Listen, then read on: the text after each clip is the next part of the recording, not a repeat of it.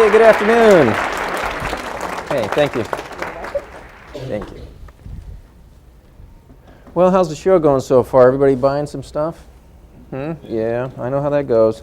Man, I remember my first year Pizza Expo in Las Vegas, man, I thought I knew the business until I got down there. My eyes were rotating and spinning like a slot machine. Today, I want to talk about pricing. It's a lot of people will tend to misprice and underprice their products, and that's a shame. This business is too tough to sit here, doing this nickel and dime thing, which it is anyway. But we work really hard. We do a lot. We benefit our customers greatly. We need to get compensated and paid for that. And so I'm going to go over a lot of things today. We're going to start off by talking about some ways that you can position yourself so you can charge higher prices. And then we're going to go through some nitty-gritty on price points and ways of putting a price to where it's more digestible by the, your typical consumer who's looking at your ad. And also menus. Okay, now a lot of you, I know nobody in this room, but your Uncle Charlie, your brother-in-law, and Grandpa Fred, in their restaurants, spent a lot of money on marketing and wasted a bunch of it. Now I know that's never happened to anybody in this room, right? But you've spent a lot of the money on your marketing, slashing your prices, demeaning your product in the eyes of your customers, and giving yourselves a huge pay cut. Got to stop doing that. What we have here is two simple choices. You can compete on price, or you can compete on your product. One is a little tougher than the other. It is easy to take a pencil and go whoosh through your old price and write in something lower. Piece of cake. It is a little tougher to start to transition and position yourself to where you can charge higher prices, but I want to liken this to, imagine the scene, World War II, battlefield, soldier shot, he's laying there, he's in massive pain. The medic shows up. What does this soldier want right now? He wants morphine. That is going to end the pain. But you know what? It wears off. He needs another shot. And not only does it wear off and he needs more and more and more, he needs more each time. And that's what discounting is like. When the best thing for the long haul is to have the medic address the wound and stop the bleeding. Okay? But sure, we can shoot a little morphine until we're done stopping the bleeding and the wound is taken care of. So, want to make that little analogy. Let's see here we go. Okay. Who wants to make a small fortune in the restaurant business? Yep. You just start with a large one, right? Or you learn how to sell your product, position it, price it right, and make some money.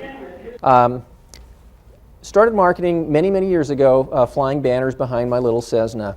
And what I discovered with that is that there's a certain way you can position any business to where it attracts more customers and the customers that you like to keep. With this one, I found out that when people would call up and ask me about what it cost to fly a banner, I'd tell them it's $300 an hour, and I could feel a little hesitation in the voice on the other end.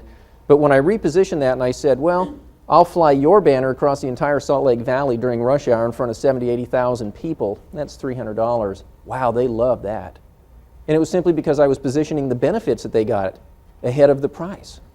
So they've already seen their banner in their own mind flying all over the place in rush hour traffic in a quagmire staring at their message. And then it's only $300. Here's my little pizza restaurant. As she told you, everybody ended up buying a restaurant by trying to get tickets to the Rolling Stones, right?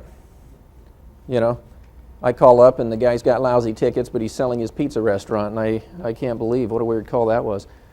So anyway, I own my pizza restaurant. About a week after trying to get tickets to the Rolling Stones, here's the shop after I got it fixed up, but here's what I did with the sales. We went from $3,000 a week to over $1.6 million a year, and how that ties into pricing is that I didn't know I was supposed to discount. I used to get this stuff in the mailbox, but I had no idea that that's how they simply drove the business. I just kind of look at this stuff occasionally, and I thought the pizzas were $12.99. They price them at $15 or whatever and mark them down. But so I started off immediately positioning my product where I wanted it to be in the consumer's mind and then priced it. In fact, I raised price. That's the first thing I did. I raised my prices. Let's talk about the three main myths of pricing. First of all, myth number one, price is the issue. Myth number two, you've got to match your competitors' prices. And myth number three, you got to discount to attract business. I did none of this. And I don't think you guys need to either. Folks, again, we got a tough business we're working in here. Your whole future lies ahead of you. The decisions that you make from this day forward are going to affect your quality of life, your retirement, and your kids' educations if they haven't already dropped out of school and they want to go to college. So the fastest way to give yourselves a pay increase is to stop discounting.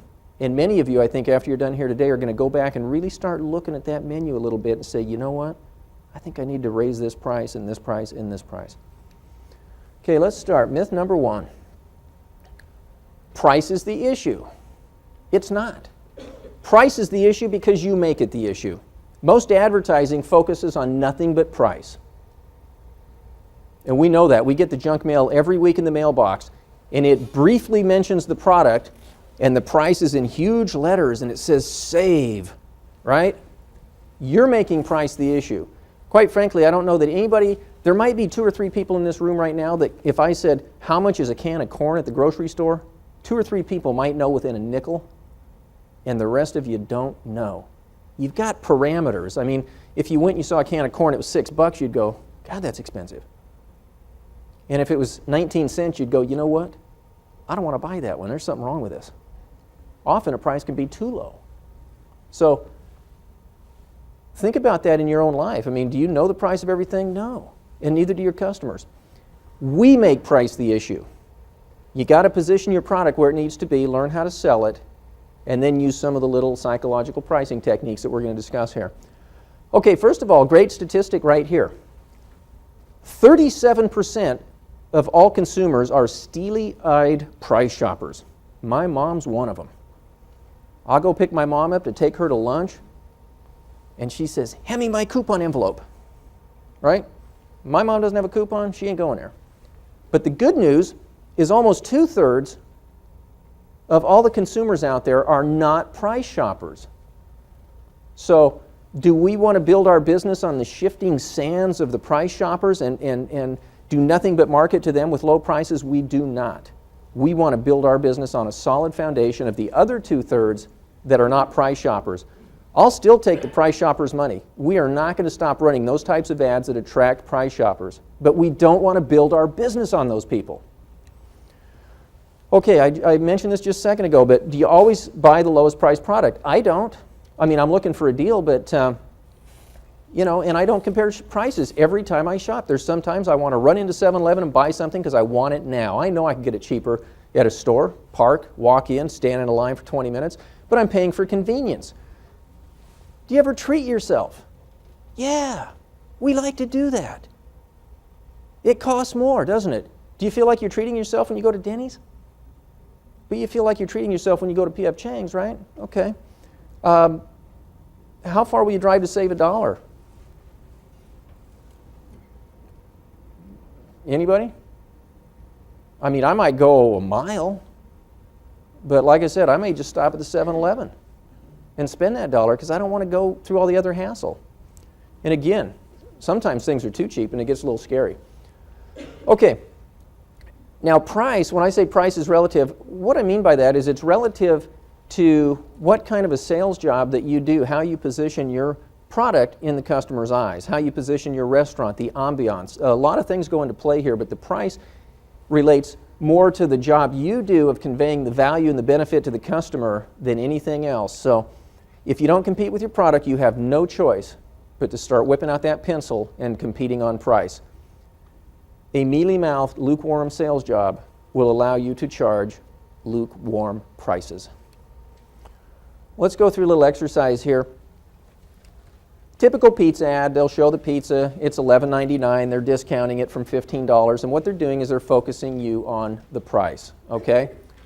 However, what I did when I got in the business is, first thing, I didn't discount and I actually raised my prices, but I started offering more stuff instead of discounting, because there's two ways to attract new business. One, cut your prices and get those 1/3 of the people that got to have that money off or they won't do business with you. Two, add value and go after the more, almost 2/3 of the people who are just looking for some value.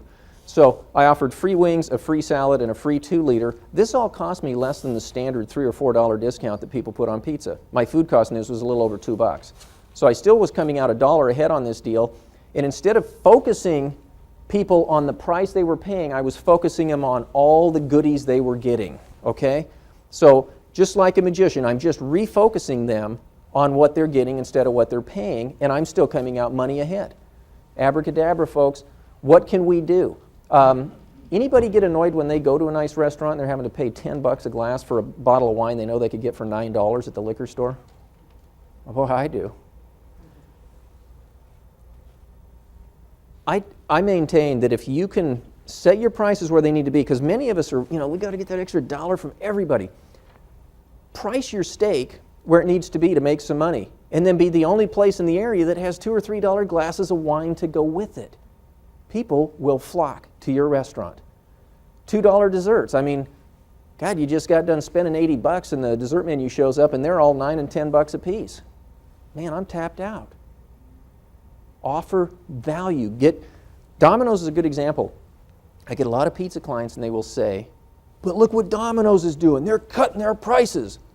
What Domino's is doing is adding $3 to the transaction to their bottom line. They're charging full price for the first pizza, and the second one they're giving you for $5. A lot of people buy that second pizza and it goes in the fridge. They can't pass up the deal. Domino's has just put $3 to their bottom line that they would have never seen that night. Charge full price for the entree, find another place to add some value. Coffee, another great opportunity. Anybody with breakfast? People are coming in paying $1.50 for a cup of coffee. Imagine if you had that even 50 or 95-cent coffee, charge full price for breakfast. Framing, this is an interesting concept. Follow along with me. We're going to go to a clothing store. I need to buy a suit.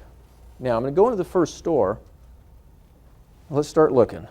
First suit is $300. Okay. Second suit, $300. Third suit, it's $700. That's a little expensive. Dan, what do you think? Let's go across the street and check out a place over there. First suit, $2,400. Huh. Second suit, $3,000. Oh my God, it's getting worse. Third suit, $700. A cheap one.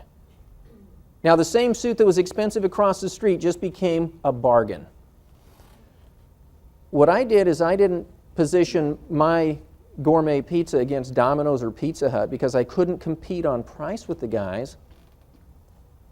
My ads would say things like, get Wasatch Pizza, get all the goodies for 1/3 of what it costs you to take the kids out to dinner. So, is it expensive compared to what?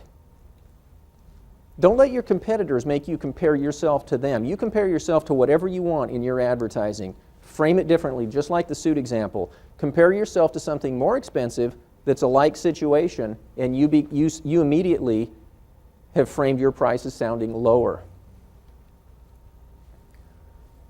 Now, I maintain this is really the biggest secret here. Set your prices as high as you can and keep them there. What this does is occasionally allows you, if you do want to do a discount, you can do a big one. Okay? Or if you want to add value, you can cover your cost. But you can't have a product that you're barely making money on now and then start giving away other things to bring in business. It's about the same as discounting all the time. So you're going to have your prices where they're making you some money. Keeping in mind, 2/3 of all people out there shopping are not really comparing prices. Okay, number 2. Matching competitors' prices. If your customers cannot see any difference between you and your competitor, you will have to match your competitors' prices, no doubt about it, if they can see no difference. However, once you develop what's called a unique selling proposition, something that shines a spotlight on you, that explains to people why you're different, that tells your story, then you can start positioning yourself away from your competitors. Like I said earlier, the first thing to separating yourself from your competition is to come up with something that distinguishes you from them, okay? If you look really hard, I think you'll see a pizza in that box, okay? Summer's hottest pickup.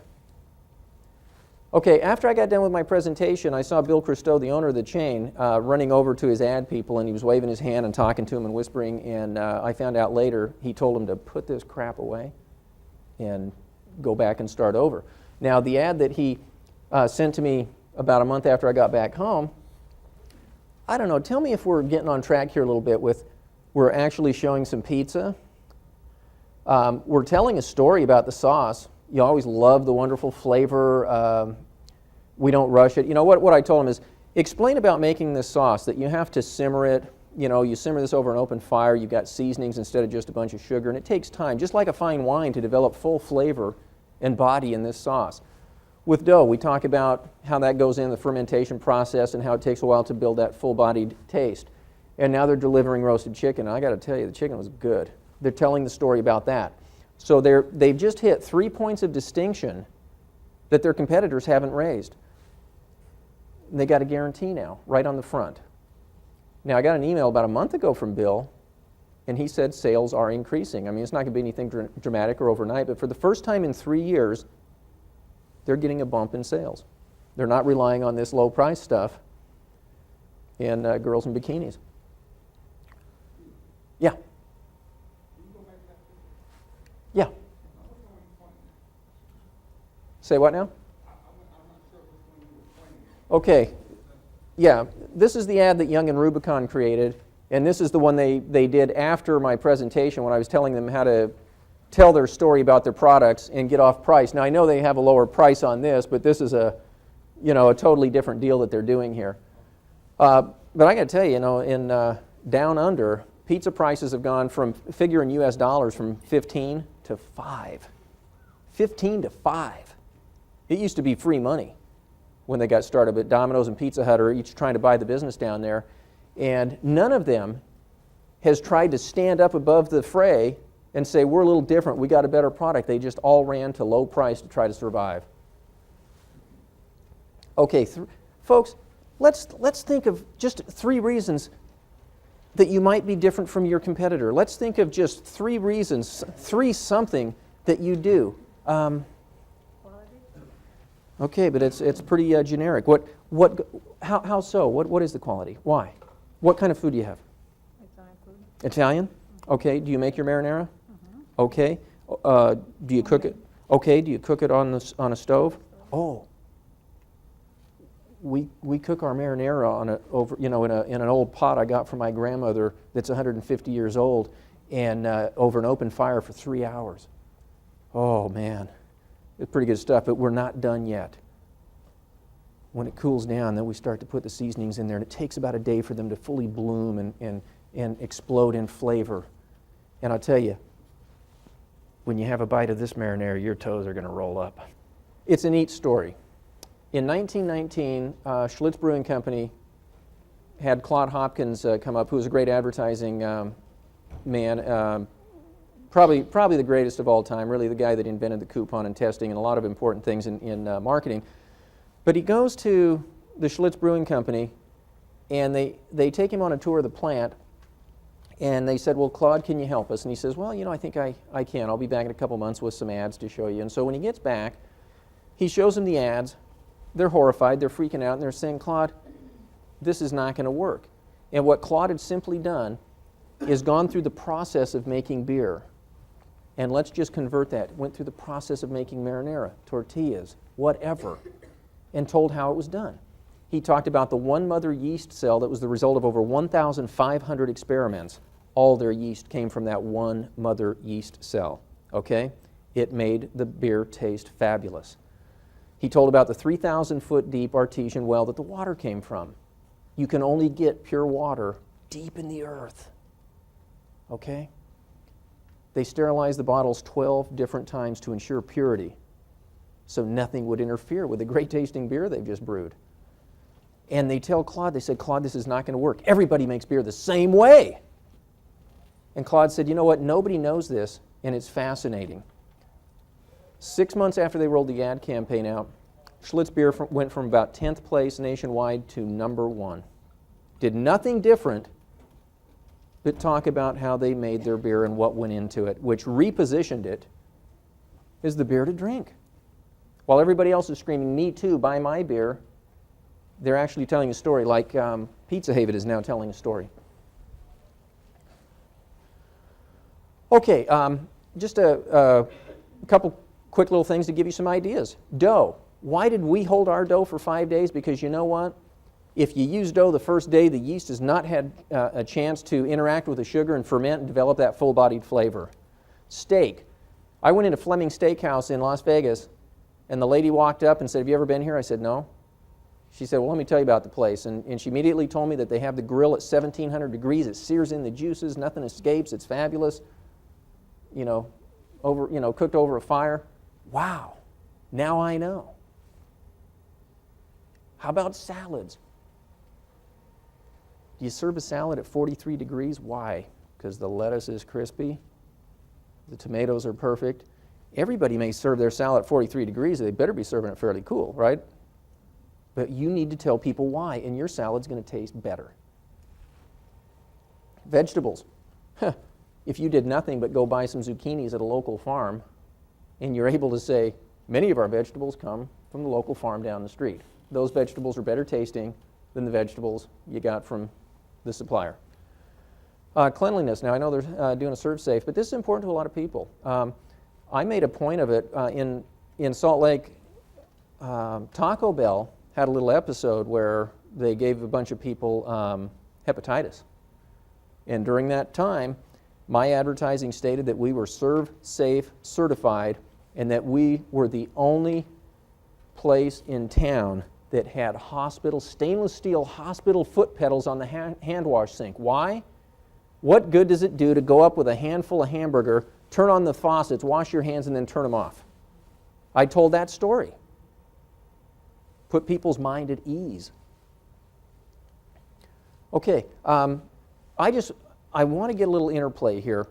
We've got a seafood dish with some prawns in it. Now, do we just say prawns on our menu, or do we say Gulf prawns? Can somebody help me with this? How would you describe these prawns? Does somebody have a seafood in their restaurant? Okay, we'll move on. Okay, are hand-battered onion rings better than regular onion rings? You bet they are. How about 100% USDA lean ground beef cooked over a flaming, on a broiler? You bet, that tastes better. These are the stories you got to start telling. Sandwich, man, I'd tell stories about the bread. I'd say that lettuce came from the local farm. Those tomatoes are from a special place in California.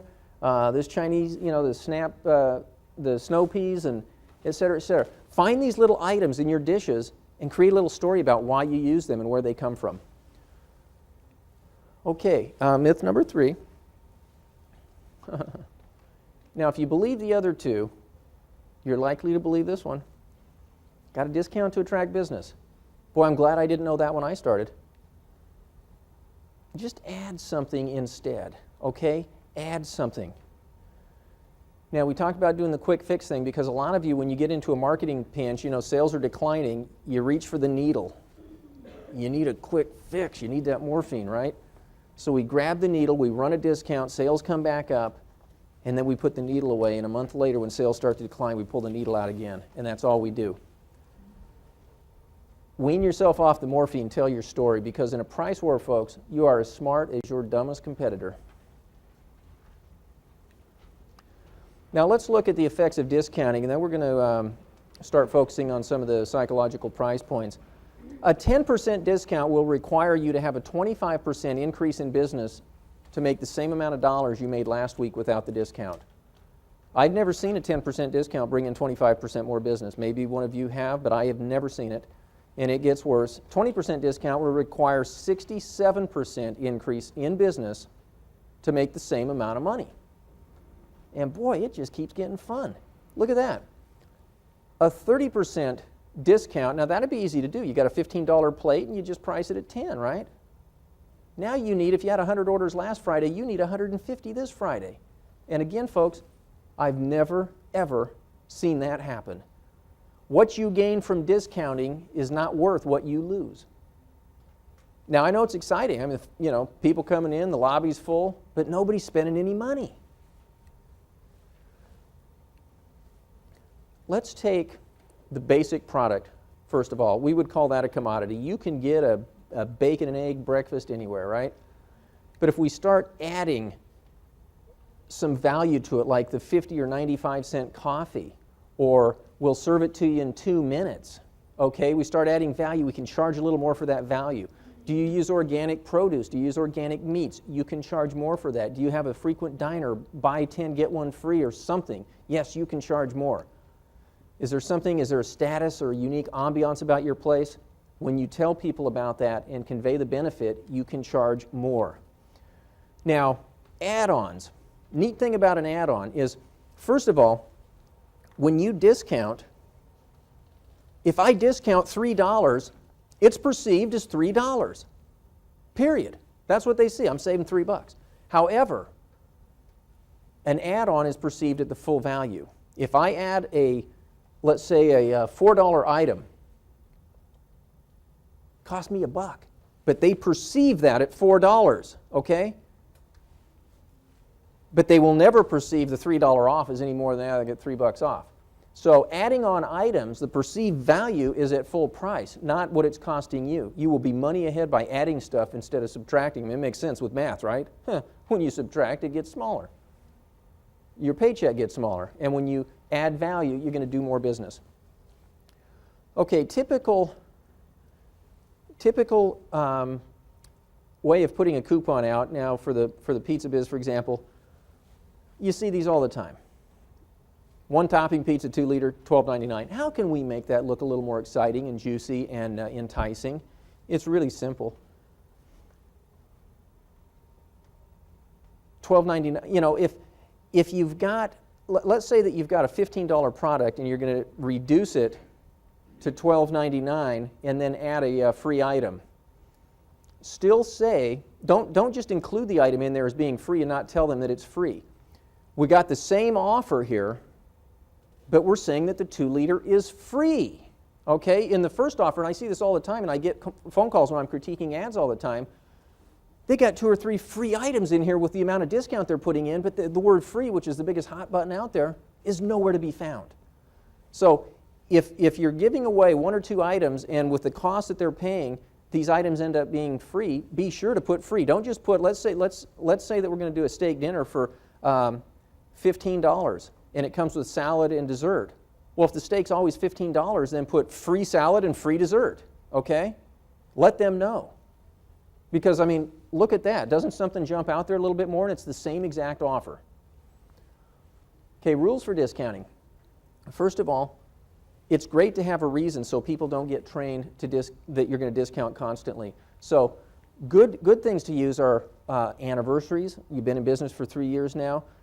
You can use holidays, but give a reason why you're doing it. And I'll give you a kind of an extreme example is, let's say that we had a breakfast place and we wanted to move out some breakfast. We could run an offer. We would simply say, giving them a reason why we're doing it, that we got a great deal on 20 cartons of eggs this week and we're blowing out breakfast for $2.99 until they're gone. Okay, but give them the reason why so they come to not expect that you're going to be discounting all the time. There's an occasional reason why you're discounting. Time limit. Man, I tell you, this is crazy. I see this guy sends me a menu to critique, right? And right on the front, it says 10% off every day. Well, what does that mean? Why don't you just lower your prices? You know? And, you know, what a rotten strategy to have your price at $15 and tell everybody it's 10% off every day. That's no strategy at all. So put a time limit on there. We got these eggs, and as soon as they're gone, it's back up to $3.99, $4.99, whatever the price is. Scarcity. You ever go to one of these stores and you walk in and they got a little thing there and it says widgets, limit 3 per family. Hey, you grab one and get in that line. I'll grab some, get in this line, and have the kids go through that line. We'll meet out in the parking lot, right? The minute you put a limit on how many they can have, they want all of them. Try to find a way to work that into your ads, okay? Got Desserts on sale, strict limit of 3 per family. They're going to have to buy one. But put a limit. People want it more. Some places, discounting is the strategy, right? Now, this is only going to work if you've got a low cost of doing business like Walmart does. And next time you go to Walmart, look around at some of their prices. They are not, when they say lower prices always, They have lower prices on the things that people buy a lot of, and those other kind of, oh, by the way items are often priced the same price they are everywhere else. And so they make their money there. They've got you under the perception that they have low prices on everything with that little USP that they have, lower prices always, okay? But if you want to do discounting, get your prices up and then discount big. That's what will get your phones ringing. The bigger the discount, the more your phones will ring. The people are looking, that 1/3 is looking for the discount. So go ahead and put your prices up before you discount big, but make sure that your cost of goods and your rent and your labor is low if discounting is a strategy you want to employ. Okay, using pennies in your pricing. Simple stuff. 1099 implies sale, bargain, cheap, okay? 1095, 1097 indicates more upscale. So depending on where your restaurant falls in the food chain, look at this because this does send a message. You'll notice at every fancy restaurant you go to, it's just 30, 25, They don't have cents. And I love the ones that write it out. Instead of having the numbers, it's spelled 25, That is about as classy as you can get. Some people I've seen will price directly based on food costs. Now, this is not necessarily the best idea, but if you get prices that end in a 3, they're a poor price point, and direct mail studies have shown that prices ending in 3 get avoided up to 80% of the time. Okay, so don't have a 3 on the end of your deal there. $10 obviously instead of $9.99 makes your product appear more upscale, and $10 with the dot and the 2 zeros after it seems more expensive than just 10 without the dots. Okay, so if something's $10 and you're not wanting it to look expensive, don't put 10.00, just 10. Okay, what is the number one tested price point? And we're just talking the last 2 numbers. Over and over and over again, that's the winner.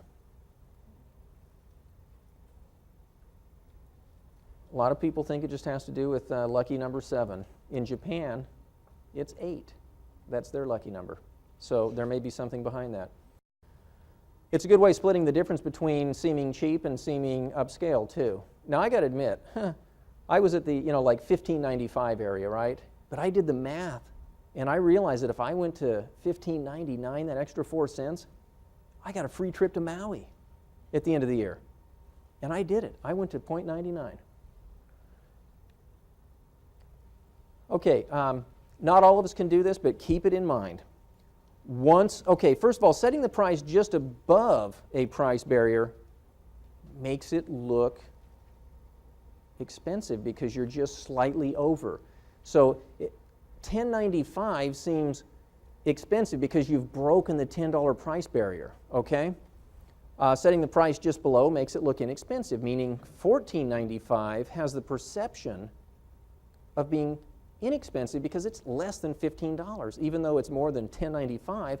Perceptually, in the human mind, once you break those price points, the closer you are to one, if you're close to a price point, just barely above it, you seem expensive because you're more than that price point. If you're below a price point, you seem less expensive. Is that clear? Did I make that point okay? Okay, good. Also, if you price, there's certain dishes you're just not going to be able to set it, go from $9.95 or let's say $10.50 all the way up to $14.95. So if you do decide to go in the middle there, don't stop at $11.95 because $12.95 will pull just as well.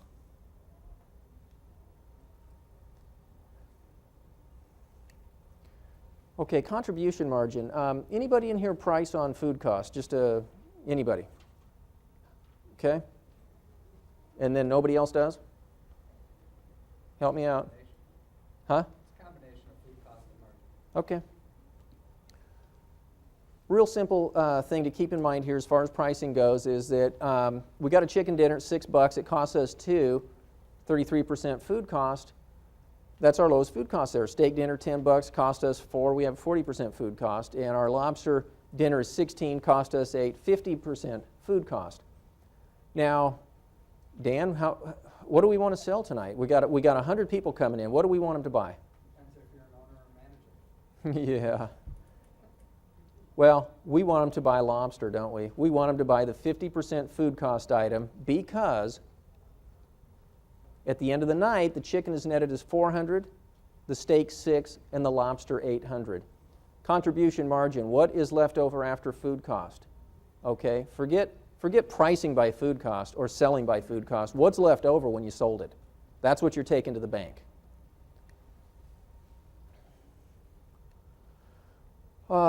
Menu pricing. I see this a lot. What we've done is we've got a price list. And we've all seen this. We've been in the restaurant and we start reading the menu and we go over and we decide, well, we're going to spend 10 or 15 bucks, whatever it is. And so we start going down and anything that's over or under that starts to fall outside of our zone. And so what we want to do now, I want to take a very similar menu and show you difference. Where's the prices? Hurry, hurry, hurry. Yeah, they're not jumping out, are they? And notice, no dollar signs. Dollar signs make things look more expensive. Okay? So to get to the price, they kind of got to read the description. And again, we talked about selling the product. So look at our Northwest, for example, a lavish blend of smoked salmon, shrimp, capers, sautéed mushrooms, red onions, smoked Gouda, rosemary, toasted pine nuts crown our original recipe olive paste. Financing available. But they've read the description, and if they like it, they're going to buy it. And if they don't, they'll go on to the next one. But it keeps them from being in that price list mentality of just, cruising the prices to see what they're going to buy. And then also, what do we want to do? I think we want to highlight on our menu those big contribution margin items. First of all, highlight things that sell well to attract attention to them, but make sure that you have the good dollars drop it to the bottom line on the items that you highlight. Don't highlight something that's not making you a lot of money. So again, folks, if price was the issue, why is Starbucks $2.50, $3 a cup? Do you remember the day when you walk into any 7-Eleven and buy a cup of coffee for 50 cents? They created something there. They tell that story. You walk into a Starbucks, you pick up any piece of literature they have, and you'll find out about the Amazonian tribe that goes out and plants these beans in fertile soil, and the rain that comes in and all this stuff. And they do a good job of telling the story. Water. Stuff's more expensive than gas. That's crazy. And then sales, good news, sales at upscale restaurants are increasing at about 6% a year. So that's not bad, huh?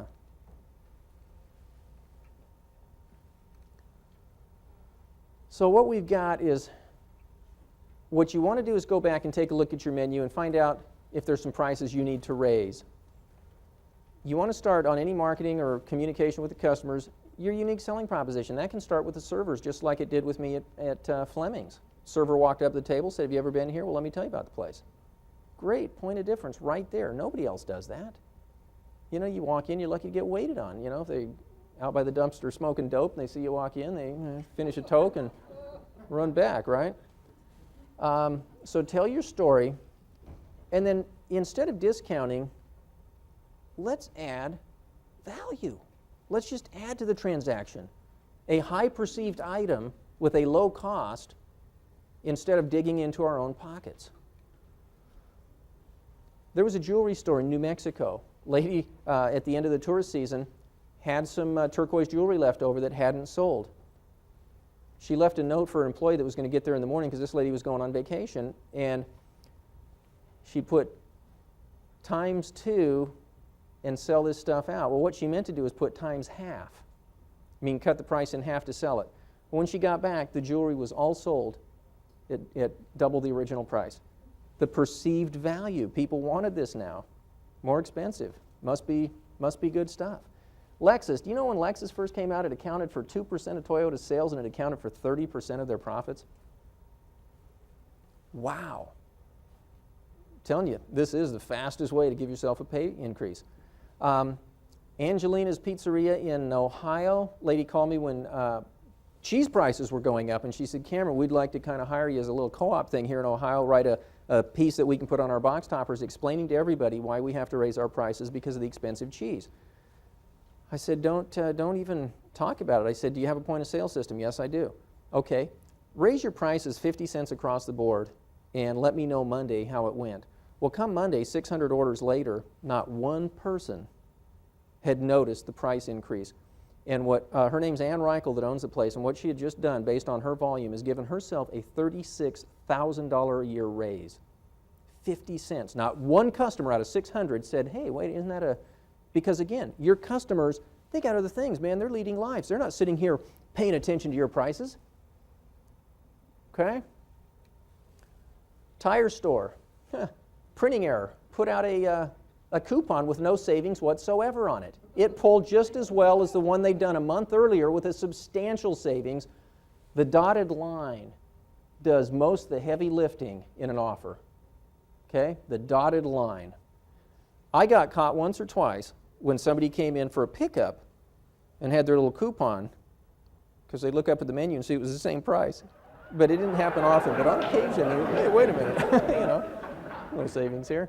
But even In-N-Out Burger does the same thing. You walk in and McDonald's, they'll discount it right down to nothing. But In-N-Out Burger, you walk in and a number one is a hamburger and fries and a drink, and it's $3.95. And you add them up separately, it's $3.95. This Chivas Regal was a struggling brand of scotch until they raised the price far above their competitors' prices, and now it's the most profitable scotch on the planet. So hopefully I've helped you dispel some of the fears about your pricing. It's mostly the focus on prices from you, not your customers. Don't be afraid to go out there and lift them up to where they need to be. Again, this business is a little too tough to be making nickels and dimes and struggling month to month. When people are learning how to drive race cars, the first thing they teach them so they don't get into trouble is that, listen folks, you're going to occasionally spin out of control. When you start spinning out and you're heading towards the wall, do not look at the wall. Okay? Look where you want to go. Now, I would say the analogy here is that wall is that 1/3 of those little steely-eyed price shoppers. Forget them. We'll still market to them and take their money, but build your business. Look where you want to go. Build your business on the 2/3 of the customers who are not sitting there beating you up over your prices, okay? That's all I got. I hope it was helpful. Thank you.